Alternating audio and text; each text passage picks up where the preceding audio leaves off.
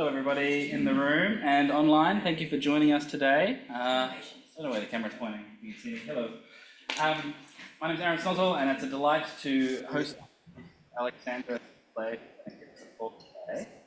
First of all though, I would like to acknowledge the traditional owners of the land where we're meeting, as is customary for us here at QUT. Acknowledge the Turrbal and Yagara people. These lands have always been places of teaching and learning, and still are, and pay respects to elders past, present and emerging. It's a pleasure to have Alex here today. She came for Ryle's final seminar yesterday, which was awesome, and so appreciate her helping out the ADM+S community in that way. Alex is a research fellow at ADM+S in Sydney, where she's worked with Kim Weatherall on the regulatory project, among many other things. She did a PhD at the London School of Economics and Political Science, where she looked at grounds for review under administrative law, where governments use automated decision-making and stuff up, basically. She spent the last 5 years working for a legal NGO in London, and she's worked on lots of policy reform and AI regulation in the UK, which, as many of you would know, is really leading the world at the moment in terms of that sort of space. They had the AI Safety Institute, now the AI Security Institute, and so she's well connected in with that crowd. Her work in this area has been covered by news sources including The Guardian. She's given evidence before the Parliament, or the House of Commons in the UK. And, this is my fun fact, right? She has a Masters of Laws, which apparently is abbreviated LLM. Oh, yeah. It must be a source of never-ending humour in her niche circle of the world. So please welcome Alex as she shares her talk today. Thank you for that excellent introduction and for your acknowledgement that we're on the unceded land. So what do I want to talk about today? This is kind of a pretty embryonic idea. I was told to kind of think about things that might be of kind of broader interest to other teams at ADM+S. And so I decided to kind of talk through something that I'm working through in the space of simulated generated AI kind of policy making and consultation. And so what are we talking about here? I feel like we're on this precipice of this area where governments for a long time have been simulating policy outcomes. So if we think about where to place fisheries, where pesticides might affect individuals, mapping climate change, bushfires, these sorts of policy outcomes. Governments have long been using models to kind of simulate those different outcomes and to kind of reach decisions as to what they're going to do. But what we might be on the precipice of seeing is a kind of a fully new type of simulation, which is simulating not only those outcomes, but the public's views on those outcomes, and simulating public voice and simulating public consultation. And so what I wanted to talk through in this talk is firstly to talk about some examples of this, where is this some speculative, fantastical idea, or are we kind of already seeing inclinations and evidence of this in contemporary policymaking? And again, when Aaron said that the UK is advanced in this space, I think the UK is often just advanced in a dystopian way in this space. And so we're going to see that lots of these examples do come from the UK. And then I want to talk through two kind of an interesting clash, as I see it, between what kind of public and administrative law says are the values of consultation, why it says we have consultation and why we need consultation, and yet to some extent the ambivalence that the case law and the doctrine actually shows in necessarily upholding and protecting those values. And why I actually think that's potentially then a big problem for this space, because if we think that simulating public policy views is a problem, and we might not think it is, but if we think there could be instances where it's a problem, then the law as it is currently might not even be particularly up to the task of kind of safeguarding those values of consultation. So that's what I want to talk through today.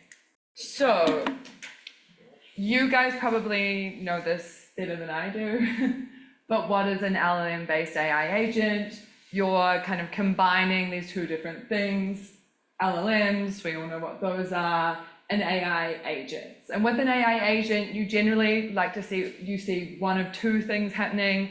Either you use agents to simulate an environment, and this means you get agents to interact with one another and see what sort of outcomes they might produce, see what questions they might ask each other, what sort of conversations they might have, how they might respond or interact in the space. Or you might use those agents that you've trained to simulate a response to a specific task. So often this might be answering surveys, having a conversation with a researcher, conducting an experiment. And so AI agents are these sorts of agents that have been trained on LLMs, and so they are supposed to have much more of these capacities of humans in terms of memories, tools, information capacity, that sort of thing. So how are we seeing it being used in research at the moment? Because this is where we're seeing a transfer from the research space to the policy space. And so at its most basic level, researchers can essentially just simulate data responses to a survey. So they simulate based on a representative data set, how likely they think a general population is to reach certain views on a survey. But more interestingly is they're now training these agents to actually adopt given personas. So, and answer a set of survey questions or a set of questions from an interviewer or participate in some task in that trained persona. So we've seen them write product reviews as a given user, attend meetings and respond as a given user, and then I want to kind of get into the Stanford AI agent bank response example, which I think is super interesting.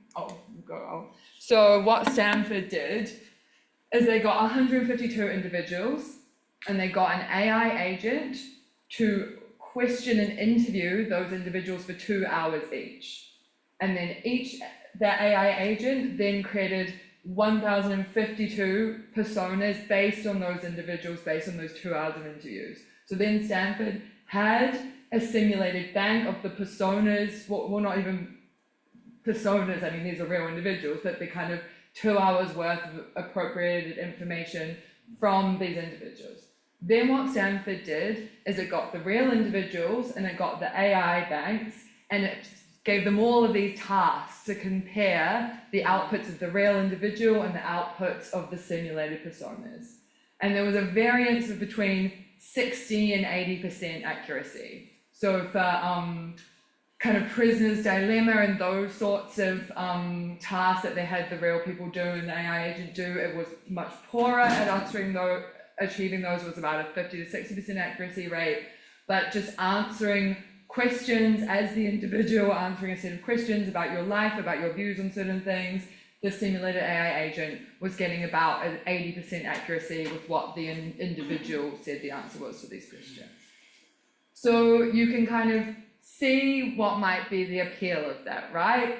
When you think about people, and people can be difficult to get into a room, that can be time consuming. Sometimes you don't want to kind of spook the public with a policy idea before you've got it fully formulated. The idea that you might be able to run these by these kind of simulated agents that are kind of almost as accurate as asking an individual person, you can start to see that appeal. We've also, this is a very interesting paper called Large Language Models for Participatory Urban Planning. If we think about administrative law, one of the main sites of administrative law, case law, is always the urban planning environment. It's often that's where you've got enough funding to bring cases, and it's where a lot of administrative law has developed. And it's complicated, right? You have a lot of competing individual interests when you're conducting urban planning, when you're trying to implement and develop an area.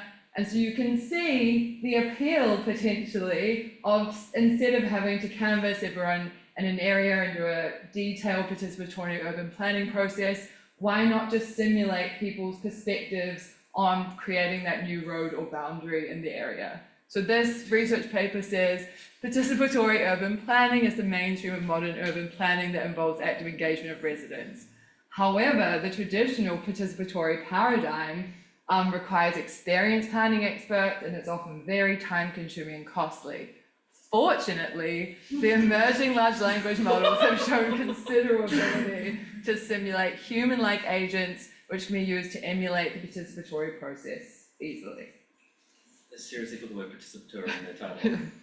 Yes. So these are kind of some, what's kind of the research is proposing could be very kind of useful to use these kind of simulated processes. So going then to the UK government, who always likes to be an early adopter in these sorts of things. So this is a Telegraph article, actually. You know things are bad when the Telegraph is to the left of your position, but they've said that Starmer synthetic voters show that Downing Street has lost the plot. So what Keir Starmer, I want to read out the quote, has been using as a program, the Labour government have been using, it's called Electric Twin. And what it says is, our synthetic populations are carefully crafted simulations of real-world populations. The models see and engage the fragments, the outliers, and the disenfranchised. Our models understand the misunderstood. We think this is an exciting technology with huge benefits for the public sector and think it is great that Numbers 10 is experimenting with electric twin. So in this example, this is for potentially proposed plans, proposed policies. You're not sure how the public, because this is the other context with the Labour Party, is Keir Starmer is kind of known as the public polling Prime Minister. He loves getting in public polls for any sort of policy, testing kind of the public appetite for it. So you can kind of see this idea, instead of kind of spooking potential voters, if you can use synthetic voters to test ideas, you can see potentially the appeal of this.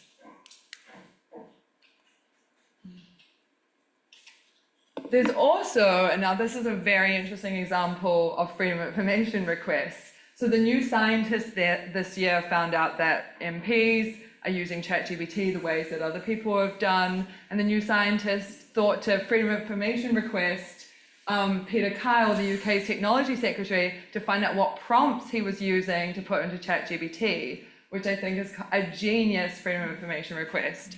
And much to the Cabinet Secretary's dismay, the department answered the freedom of information request and provided the prompts and the outputs of ChatGPT. And so the New Scientist found that Peter Kyle had asked, why are small businesses being so slow to adopt AI? And the chatbot advised Kyle, while the UK government has launched initiatives to encourage AI adoption, many small businesses are unaware of these programs or find them difficult to navigate. There is limited access to funding or incentives to de-risk AI investment, which can also deter adoption. Compliance with data protection laws is also a significant hurdle. Small businesses are worried about the legal and ethical issues associated with using AI. And Peter Kyle also used it to ask what podcast he should appear on. But this is kind of, again, you can see how that happens, right? You can see a minister being like, oh, I'm about to have a meeting with certain groups, or what do they think about this issue? I'll just ask ChatGPT. Why are small businesses slow to adopt X? Why? You can kind of see how that's happening. So this is another example. And then there's an in-house system being developed in the UK at the moment called the Ministerial Red Box. The idea of the Ministerial Red Box, I don't know if any of you have seen those iconic kind of photos of them standing outside Downing Street with the literal Ministerial Red Box that's got all of their kind of papers in it. So this is again supposed to be an LLM tool that helps ministers in policy making. Initially, it's supposed to just be drawing on kind of all previous policy documents to kind of give some insights into what government has done in the past, but you can easily see how that might start integrating some sort of technology that simulates kind of people's views or consultation on these proposals. And then I got a very helpful tip-off yesterday about another example about where this is currently being used, is that the UN is currently creating AI-generated simulated refugees. And interestingly, they say that the purpose of this is to help deal with the dehumanization of refugees publicly. I'm not sure if you help deal with dehumanization by using a non-human to represent the views of refugees, but this is kind of an interesting idea of these AI avatars. So people can go online and talk to the simulated Sudanese refugee in a camp in Chad and hear about her experiences. But again, you might see where this might go when we think about asylum processes potentially, or kind of those kind of other interest groups that it's difficult to access. Again, the digitally excluded, these sorts of ideas, maybe simulation might be an easier way to go. I'm not saying that this is happening yet, but it's kind of, it might be at the early stages. So, as I said, why might policymakers want to do this? Well, it's faster, it's more efficient. Consultation is laborious and time intensive. Potentially you can get more representative groups, and you can simulate groups that you haven't been able to access in that consultation. You could supplement that in that way. You can test out ideas and policies without scaring people or having ideas leaked. And I also like the idea at very early stages, there could be some real efficacy to it. So often, I don't know if you guys as researchers have run survey questions and you do the survey and then you didn't get the answers you wanted, or you found the survey didn't actually probe very interesting responses. Maybe you could test out a survey, then survey questions on a fake body of individuals, and then once you've kind of tested those questions and developed the right ones, you could then put it on a broader populace. So now I kind of want to talk about why we traditionally have consultation in administrative law, what it's kind of developed out of an administrative law, kind of what are the principles, and this is also interesting for me because it's quite different in Australia to how it's developed in England. And that will definitely have consequences, I think, for how each jurisdiction is able to kind of protect these values of consultation. But there's obviously an obligation under administrative law for decision makers to act lawfully, for them to apply the authoritative legal standards to the facts of the individual. But there's also a legal duty for them to do so fairly. And so there is a long-standing question in administrative law of what is the value of fairness? Why do we require fairness in the application of these administrative law principles? And there's kind of two competing schools of thought about those.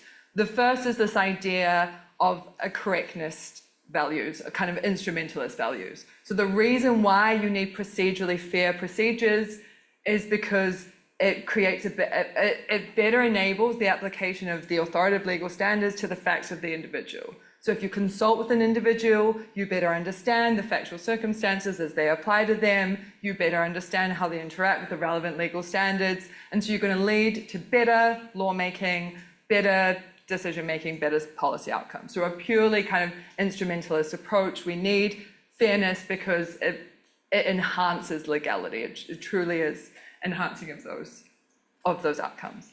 But there's kind of another question for procedural fairness doctrine, which is, does having fair procedures, does that achieve something whether or not you get more accurate outcomes, whether or not it enhances the final decision reached? Is there value in having fair administrative procedures in of itself? And some of the reasons why that might be argued is kind of for these dignitary values, that individuals, if a decision about them is being taken, they have a right to understand why the decision is being taken. Also, these are kind of ideas of autonomy and self-protection principles, that I'm having a decision about me taken, I should have a right to influence that decision, have a chance to feel like I might be able to sway that either way, and even if that decision is not favourable to me, I'm much more likely to accept it and accept it as legitimate and valuable because I've played a role in securing that outcome and I understand kind of why that decision was made. And so procedural fairness obligations are those ones that enhance these outcomes. So often it's notice of a hearing, it's the right to participate in that hearing and to receive the evidence against you in that hearing. It's the right to have reasons given about that decision. But also procedural fairness is known as kind of this flexible friend. So there's the other big context of procedural fairness is it's always traded off against the interests of the state. So that it's difficult for a state trying to kind of deliver programs of mass bureaucracy and of mass administration. And so you don't want to always impose very onerous procedural fairness obligations on a state trying to deliver those interests. And so depending on the nature of the interest and nature of an individual interest versus a public interest, how much the state has to give in terms of notice and consultation and reasons is going to vary kind of dependent on the circumstances.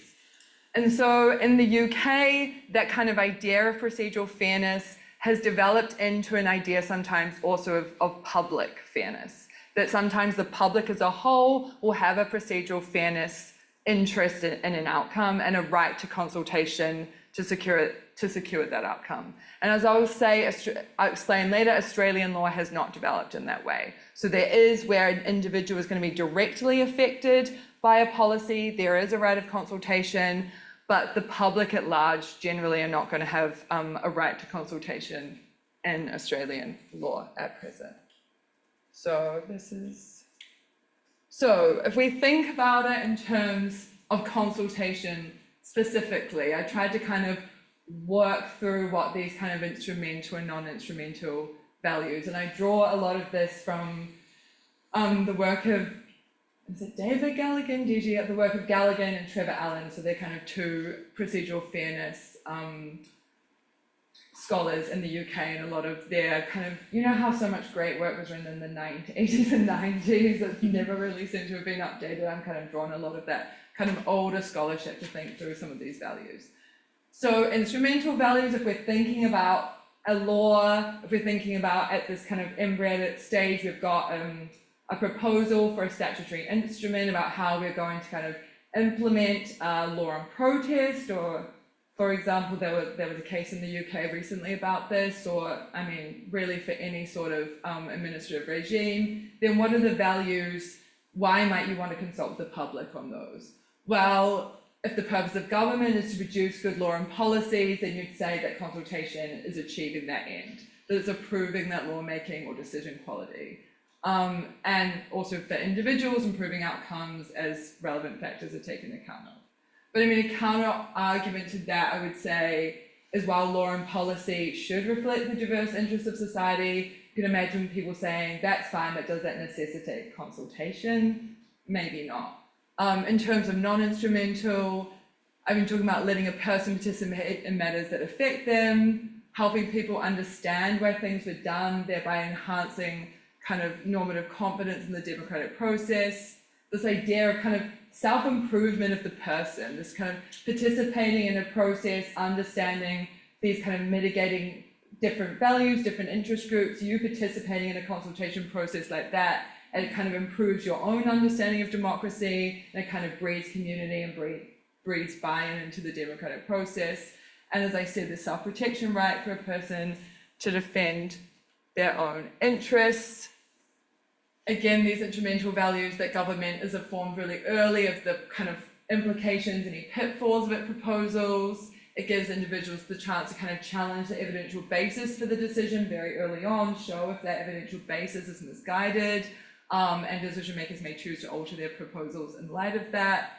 And non-instrumental, if we think of decision making or lawmaking as a social process, then participation is part of that relationship between citizen and the state.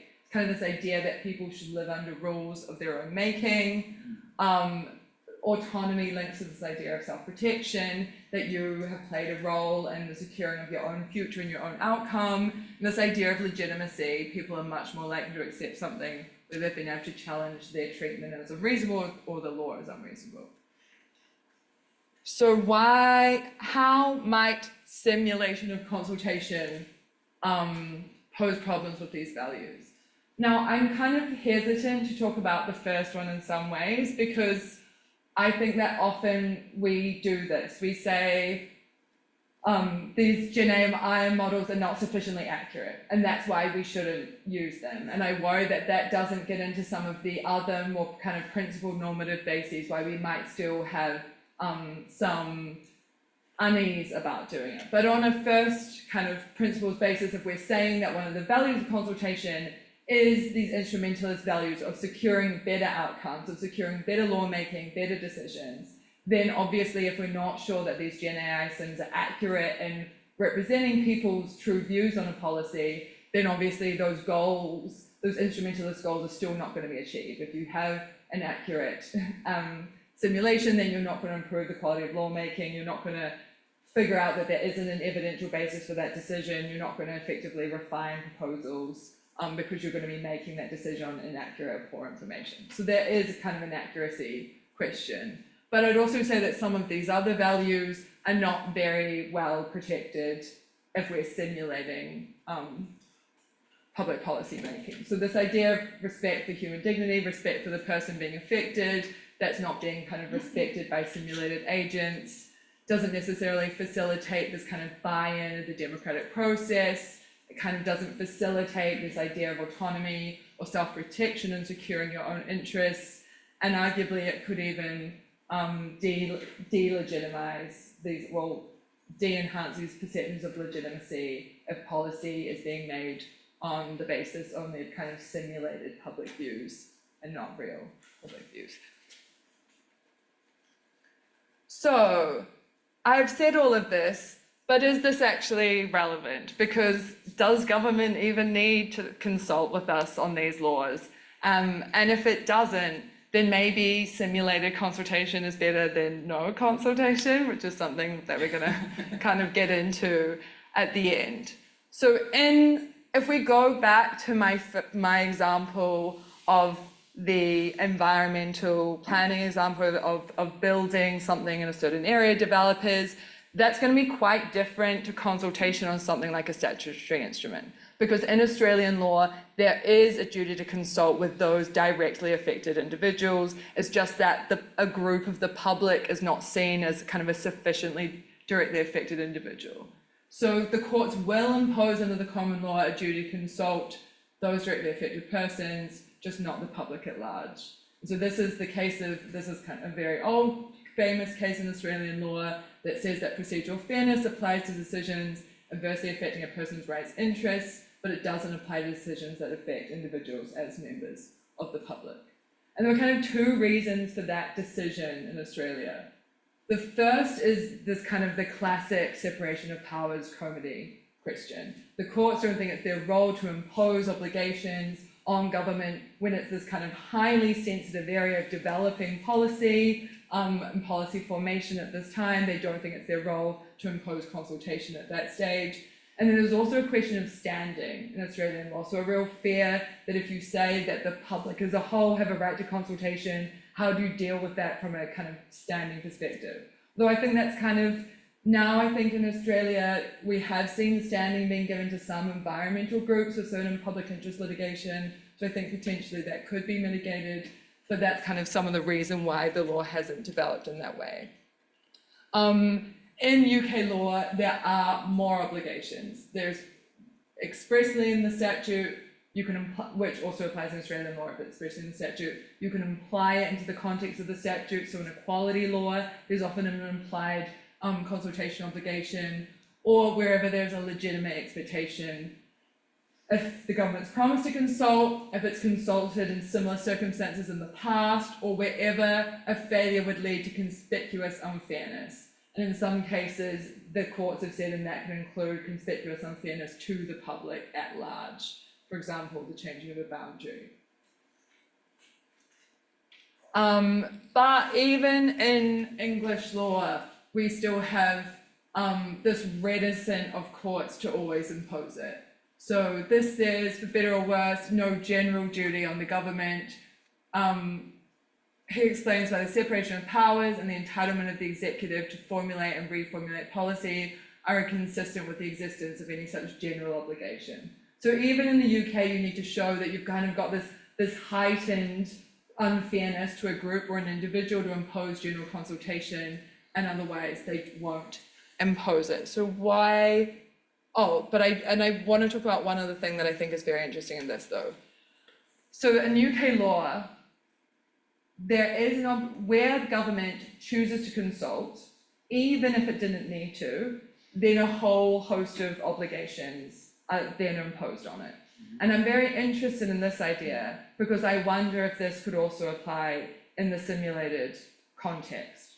Where government chooses to simulate a consultation, could then individuals argue, well, you did a simulated consultation, so you've tried to carry out a consultation. So now you're under obligation to follow all of the general consultation principles under gunning. So this says where a government does choose to conduct a consultation, whether or not they're required to do so, they have to give proposals, they have to give time to respond to those proposals, and decision maker cannot pick and choose who to consult. There needs to be a fair selection of those consultees, and their responses must be conscientiously taken into account in finalising the decision.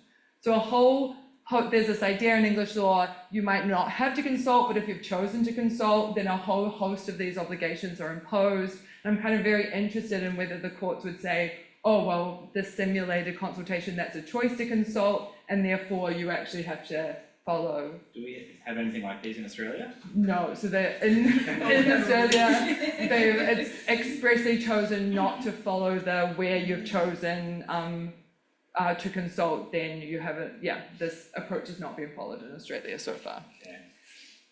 So this was a whole lot of tour of law. I really just wanted to get into what you guys think. I guess the questions I've kind of posed from this is, well, if the courts can't even impose these obligations, is simulated consultation at least going to be an improvement if we already see this reticence of government to exercise consultation? I think what you're going to see is that it's going to be much less likely to be permissible where directly affected interests are at issue. So where you've got individuals on a street and you're doing a building, you just simulate consultation, because where directly affected interests, procedural fairness rates are always much greater. And so I think it's less likely the courts are going to say it's permissible just to simulate consultation rather than go into the directly affected person. Although, interestingly, as I said, procedural fairness, it's this flexible friend. In the UK during COVID, you saw a lot of those kind of consultation obligations got limited by the courts. Again, so in contexts like that, would you see potentially the courts are going to say simulated consultation, we're under urgency, it's COVID, these sort of circumstances, this is one where maybe simulation would be permissible. And then, as I said, in UK law, where consultation is conducted, this triggers this obligation and will simulate a consultation trigger it. There was a very interesting case this year in the UK about the public safety regulations that the Conservative government passed. And in consulting on those regulations, the government only consulted with the police. It didn't consult with any of the protest groups that were being policed or any kind of any other public groups. And they used the Gunning's law to say you carried out a consultation because you carried it out with one half of the public, you carried out with the police. So therefore, now the Gunning principles apply, and you have a duty to fill these general consultation obligations and to consult. You can't pick and choose who select, you need a broader range of groups, and the court upheld that on that basis. So that's also kind of an interesting example. Okay, I can stop talking. I want to hear what you all kind of think about this, but thank you so much. Those are my initial thoughts.